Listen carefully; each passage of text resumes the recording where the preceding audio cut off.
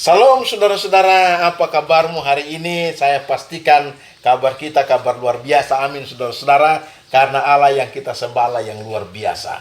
Oh, sangat bergembira, saya bergembira, bersuka cita oleh karena bisa bertemu lagi dengan saudara-saudara pada pelajaran rohani, pelajaran Alkitab yang ketiga. Saya berterima kasih kepada saudara-saudara yang pada minggu yang lalu sudah bagikan pelajaran Alkitab yang kedua kepada saudara-saudara kita yang lain, dan kita sudah belajar bersama-sama. Dan saya berharap pada minggu ini saudara-saudara, mari kita belajar bersama-sama dan kita bagikan pelajaran yang ketiga ini kepada saudara-saudara kita yang lain, sehingga menambah pengetahuan rohani kita kepada Tuhan. Bersama dengan saya, Pendeta Lere Bulan Longdong, saya akan menuntun pelajaran ini. Sebelumnya, mari kita berdoa.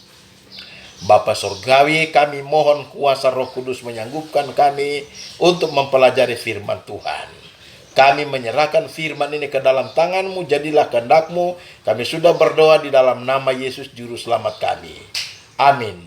Saudara-saudara yang diberkati Tuhan, ada ayat-ayat penunjang yang kita akan pelajari atau kita bacakan di rumah kita sepanjang minggu ini di dalam Markus pasal 8 ayat 22 sampai 26, Yohanes pasal 4 ayat 3 sampai ayat 34, Yohanes 1 ayat 40 dan 41, Markus pasal 12 ayat 28 sampai 34, Lukas pasal 23 ayat 39 sampai 43, Kisah Para Rasul 8 ayat 26 sampai ayat yang ke-38. Itulah ayat-ayat penunjang yang kita akan bacakan di rumah kita sepanjang minggu ini. Saudara-saudara yang diberkati Tuhan, judul pelajaran kita adalah melihat orang melalui penglihatan Yesus. Ayat tema terdapat di dalam Matius 4 ayat 19, firman Tuhan. Yesus berkata kepada mereka, "Mari, ikutlah aku, dan kamu akan kujadikan penjala manusia." Saudara yang diberkati Tuhan, Danau Galilea, sebuah danau di lembah Yordan, 680 kaki di bawah permukaan laut. Lebar danau ini 7 mil, panjang 14 mil. Saudara-saudara, danau ini berkelimpahan dengan ikan, dan danau ini menjadi sasaran dari badai mendadak. Di tepi danau Galilea ini ada undangan, "Ikut aku." Yesus memanggil orang-orang percaya ini untuk terus mendampingi Yesus di dalam membawakan kabar selamat. Dan rencana Yesus bagi mereka memerlukan latihan, sehingga mereka siap untuk memenangkan orang yang terhilang.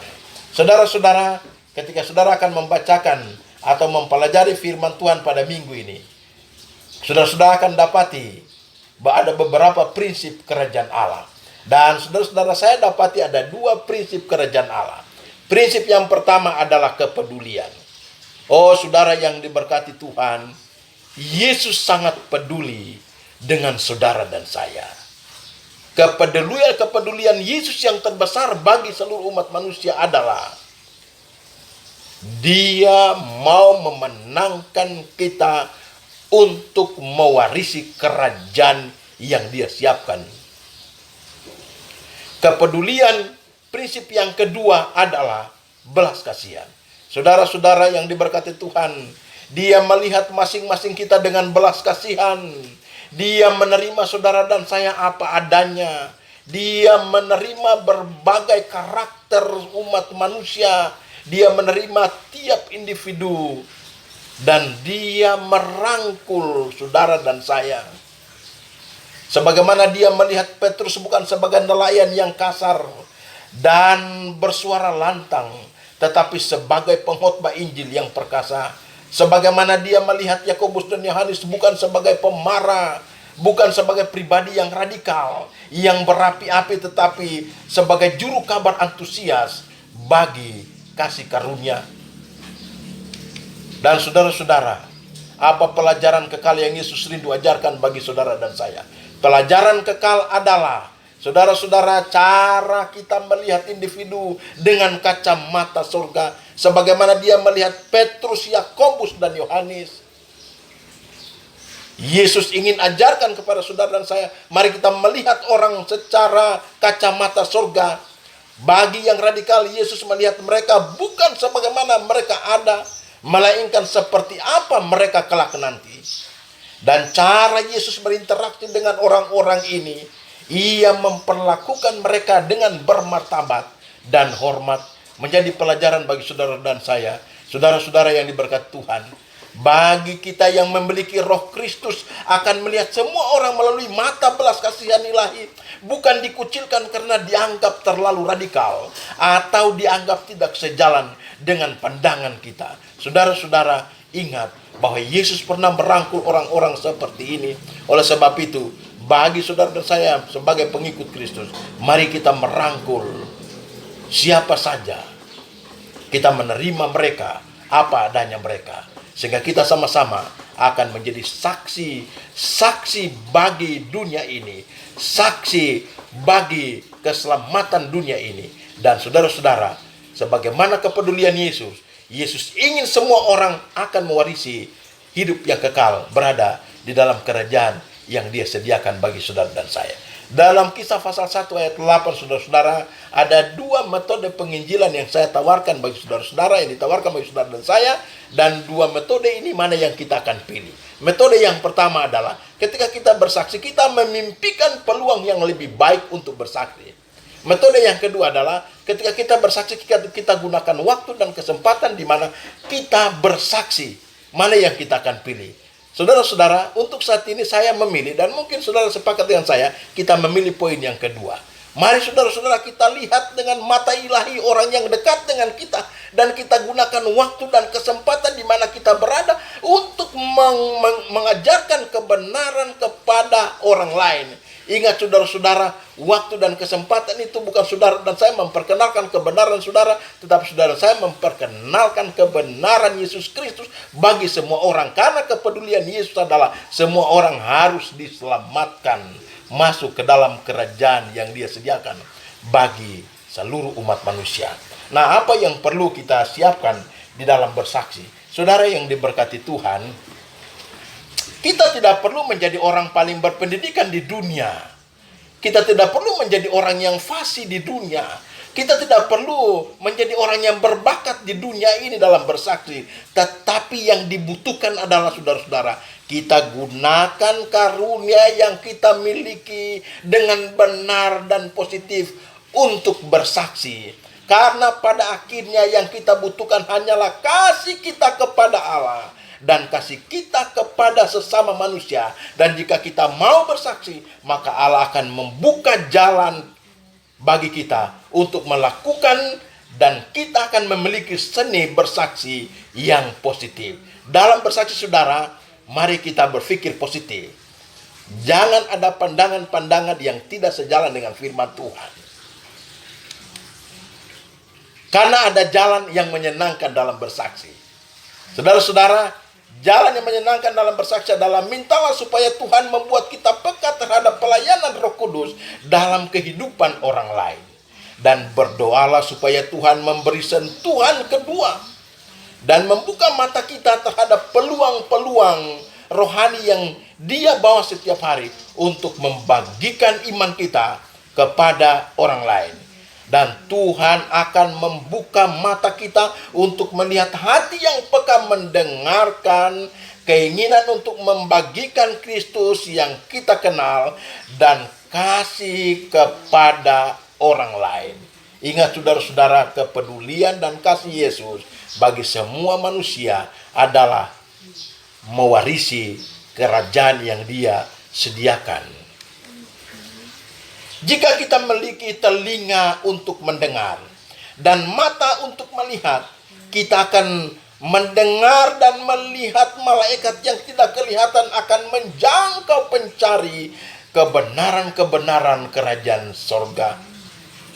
Inilah jalan yang menuju perjalanan menyenangkan seumur hidup saudara dan saya. Saudara, ketika kita bersaksi dengan positif, ada rasa kepuasan, ada rasa sukacita, ada rasa kegembiraan.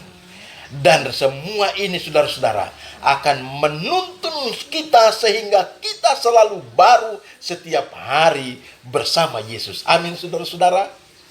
Jika saudara dan saya ingin selalu baru bersama dengan Yesus, lakukanlah tugas pekabaran pelayanan Injil kepada sesama. Tuhan akan bersedia melakukan hal yang luar biasa dalam hidup kita ketika kita menginjil, kita bersaksi dengan positif. Dan kehidupan kita akan rasakan hidup yang ada perubahan dalam hidup ini. Dan kita akan berjalan bersama dengan Yesus.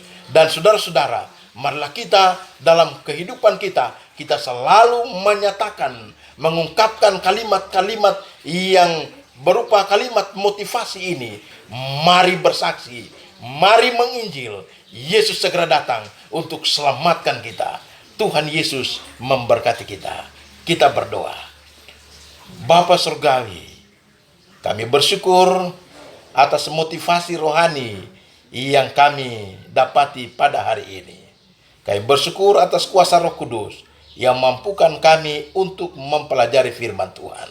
Bapa, ajarlah kami untuk kami mau bersaksi padamu. Ajarlah kami untuk kami menerima semua orang apa adanya mereka, sebagaimana Tuhan menerima akan orang-orang pada zaman ketika Yesus ada di dunia ini. Tuhan merangkul mereka, dan kami pun demikian. Ketika kami dikuasai oleh Roh Kudus, kami akan merangkul semua orang dari berbagai latar belakang kehidupan, karakter mereka yang berbeda-beda. Karena kami mau untuk kami hidup bersama-sama dengan Yesus dalam kerajaan surga.